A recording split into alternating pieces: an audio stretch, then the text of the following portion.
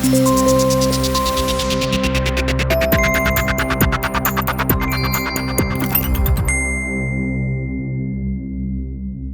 wanted to make this column all about Christmas. I wanted to write about how I thought it important that over the next 2 weeks all of us take a break from politics, that we put all that anger and anxiety behind us, and spend time with people we love over the holidays, doing things we love, talking, eating, drinking, laughing. In the end, though, I couldn't in all good conscience write that column.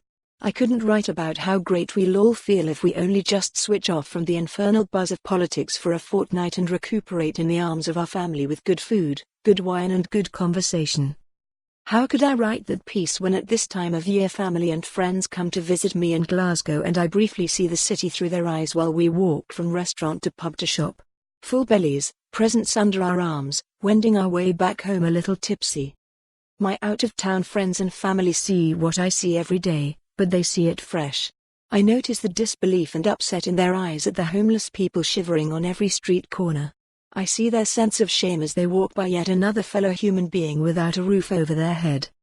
I feel the same shame and upset as they do, but if you're from Glasgow or Swansea or London or Liverpool, you come to live with it. It doesn't mean you don't care, it's just that to make it across the city you have to block out what's happening around you, or look the other way, at least a little bit, at least for some of the day. If you didn't, you'd be in a permanent state of tears and distress.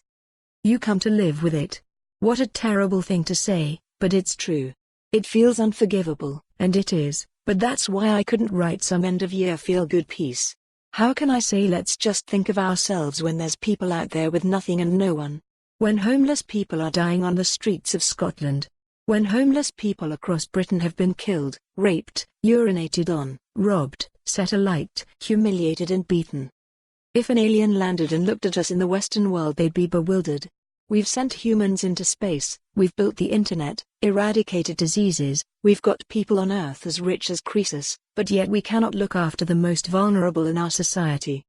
Homelessness has long eaten away as my conscience, even as a little boy. I was brought up in a rough, poor housing estate in Northern Ireland during the 70s. Alcoholism, violence, domestic abuse, going to bed hungry, it was all part of life. But I'd never seen homelessness until one summer I was taken to London by ferry and coach, aged about 7.